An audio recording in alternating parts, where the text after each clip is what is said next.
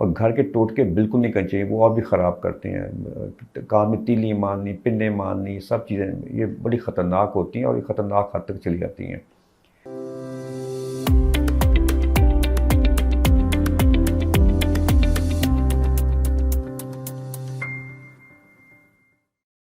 मैं डॉक्टर मोहम्मद तारिक, नाक कान गले का स्पेशलिस्ट और head and neck surgeon as well. मैंने पिम्स हॉस्पिटल में 31 years, more than 31 year practice वहाँ एज ए कंसल्टेंट काम किया। उसके बाद अली मेडिकल सेंटर में भी कोई 25 ईयर्स प्लस F8 में। तो हर किस्म की सर्जरी और हर किस्म की जो स्पेशलिटी हमारी ENT है उसको मैं डील करता हूँ, और head and neck surgeon as well as ear nose and throat surgeon as well. तो जिस टॉपिक में आज बात करना चाहता हूँ वो है कान की इन्फेक्शंस, जो बहुत ही कॉमन है। और इसमें ग्रुप्स होते हैं, एक जो कॉज करते हैं इन्फेक्शन को, वो है बैक्टीरियल, वायरल और फंगस। जो बैक्टीरियल होते हैं वो खैर बड़े सीवियर प्रॉब्लम्स होते हैं, पेनफुल बहुत होते हैं। उसमें कान में बॉयल बन जाता है, और वो मरीज़ जब हमारे पास आता है तो वो बड़ी मुश्किल में इसलिए होता है कि उसको सीवियर पेन हो रही होती है और कान भी सूज जाता है। तो वो बड़ा क्रिटिकल हो जाता है पेशेंट के लिए कि वो क्रिटिकल कंडीशन में हमारे पास आता है, तो उसको हमने इलाज करना होता है। जो बैक्टीरिया जो फंगस हैं वो इतने पेनफुल नहीं होते, और जो वायरल तो वो भी बड़ी दिक्कत में और पेशेंट होता है और उसको तकलीफ बहुत होती है, उसमें काफ़ी सीरियस प्रॉब्लम्स हो जाते हैं कि वायरल है। ये लगता नहीं है वैसे, जिस तरह लोग आजकल सोचते हैं कि जब मेरे लग गया दूसरे को, मेरे घर वालों को लग जाए, वो चीज़ नहीं है।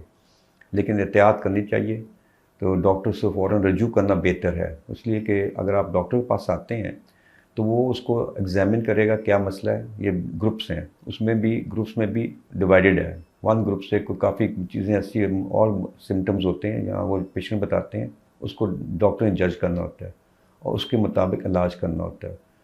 तो डॉक्टर इज़ द मेन, आपको जाना चाहिए और उससे कंसल्ट करें। अच्छे डॉक्टर और स्पेशलिस्ट के साथ या कंसल्टेंट से, they are most experience as compare the specialist.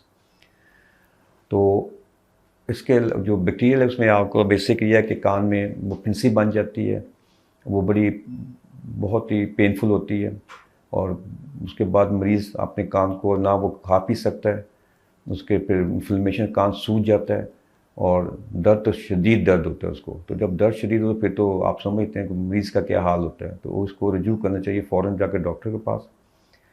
और दूसरा ग्रुप है उसमें जो फंगस है उसमें ऐसी नहीं होती, उसमें ये उल्ली के जो कहते हैं कान के साथ फंगस लग जाती है, तो उसमें डिवाइडेड भी है। वो फिर डॉक्टर देखता है कि कौन सा फंगस है। वो 3 तरह का होता है, काला फंगस होता है, एक ग्रीनिश होता है येलो, और एक सफ़ेद होता है। और तीसरी जो है वो है ड्यू टू नर्व्स, मतलब वो वायरल कहते हैं उसको, न्यूरोडर्मेटोसिस या आपको हर्पीज ज़ोस्टर कहते हैं। उसे कान में इर्द गिर्द आपके वो वेजिकल्स बन जाते हैं, मतलब। तो इसमें आपको बेसिकली अगेन बात आती है कि डॉक्टर हैज़ टू डिसाइड कि क्या आपकी वजह क्या है, क्या आपके जिस तरह से आप आए हैं वो वायरल है, बैक्टीरियल है या फंगस है। अब ये जो आपको मैंने बताया इन्फ्लेमेशन ऑफ द ईयर कनाल, ये बेसिक तो उसकी शदीद दर्द होती है, तो वो आपको फ़ौरन जाना चाहिए डॉक्टर के पास। तो वो आपको एहतियात बताएगा। बेसिक एहतियात इसमें होती है कि पानी जाए कान में। पानी जाएगा तो ये कंडीशन इतनी वर्स हो जाती है कि मरीज़ मिसेबल हो जाता है, उसको तो बड़ी, एक तो दर्द, उसके बाद परेशान भी होता है। और घर के टोटके बिल्कुल नहीं करने चाहिए, वो और भी ख़राब करते हैं। कान में तीली मारनी, पिन्ने मारनी, सब चीज़ें ये बड़ी ख़तरनाक होती हैं और ये ख़तरनाक हद तक चली जाती हैं। तो आपको बात सिंपल सी है कि आप डॉक्टर से जब करेंगे, डॉक्टर आपको बताएगा कि पानी के एहतियात सबसे इंपॉर्टेंट है। तो पानी जब लगेगा तो इन्फेक्शंस ठीक नहीं होती। वो फिर बताएगा कि आपने क्या करना है, किस तरह प्रिवेंट करना है, किस तरह बचाव करना है कान को पानी से। वो डॉक्टर का फ़र्ज़ है आपको डिटेल तरीके से बताए, क्योंकि दैट्स अ बेसिक आपकी प्रिकॉशन है। वो आप बेसिक प्रिकॉशन नहीं करेंगे, मेडिसिन तो हर डॉक्टर दे सकता है आपको, लेकिन उसको एक्सप्लेन करना चाहिए कि किस तरह पानी के एहतियात सबसे इंपॉर्टेंट है।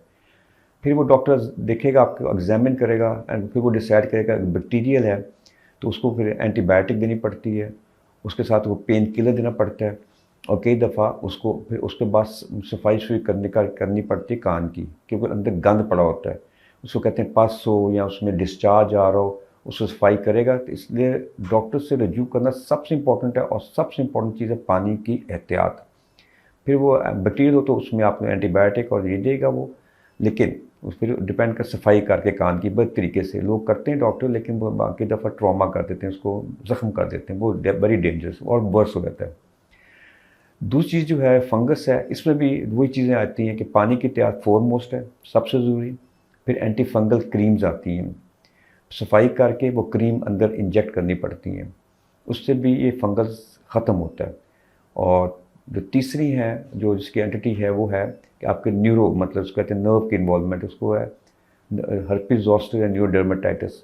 इसमें भी यही है कि पानी के एहतियात और प्लस वो पेन किलर, इसमें पेन बहुत होती है और लकवा भी हो सकता है। हर्पिस ज़ोस्टर एक ऐसा है उसमें पिंसियाँ बन जाती हैं और फिर वो नर्व को करती हैं, वायरल होती है।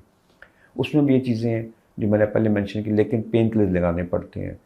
और जो दूसरा है इसको कहते हैं मलिग्नेंट ओटिटिस एक्सटर्नम, वो जो है वो एंटिटी जो उसमें होती है, इसमें जो लोग डायबिटिक हैं उनमें के लिए उनको 3rd जनरेशन स्ट्रॉन्ग एंटीबायोटिक्स देनी पड़ती है, और कान को 6-6 हफ्ते आप एंटीबायोटिक्स खानी पड़, सफाई रखनी पड़ती है। तो ये चीज़ ऐसी कंडीशंस हैं जिसमें आपको डॉक्टर ही समझेगा और डायग्नोस करेगा, लेकिन सबसे पहले 3 स्टेप्स करेगा वो, कि आपको पहले प्रिवेंशन बताएगा, फिर वो अकॉर्डिंगली एंटीबायोटिक, एंटी फंगल या एंटीवायरल मेडिसिन देगा। ये 3 चीज़ें आ गई, तीनों ये इन्फ्लेमेशन करती हैं कान की। और उसके बाद फॉलोअप रखना चाहिए, क्योंकि उससे पता चलता है कि आपका फॉलोअप में आप कितने बेहतर हो गए हैं। कोई चेंज मेडिसिन करनी पड़े, और जो डायबिटिक पेशेंट्स हैं उनको तो फ़ौरन, क्योंकि उनके लिए तो बहुत ही मुश्किल होती है, क्योंकि दर्द भी बहुत ज़्यादा होती है, वो अपनी डायबिटीज़ कंट्रोल करें। और ये कंडीशन सबसे सीवियर है, और ऑर्गेनिजम्स बड़े, इनके जो organism they are very serious organisms के, वो बहुत ज़्यादा इन्फेक्शन कर देते हैं। अकॉर्डिंग उसके मुताबिक आपको एंटीबायोटिक्स, एंटी फंगल और एंटीवायरल देनी पड़ती है, और क्रीमें भी इस्तेमाल करनी पड़ती हैं जो लोकली अप्लाई कर देते हैं। बाकी शफा अल्लाह ने देनी है, तो डॉक्टर की ऑनेस्ट ओपिनियन होनी चाहिए, और डॉक्टर की नीयत भी साफ़ हो कि मैंने अल्लाह से दुआ करनी कि आप लोगों को शफा मिले। तो अब शफा मिलेगी, हमें भी आप दुआ देंगे।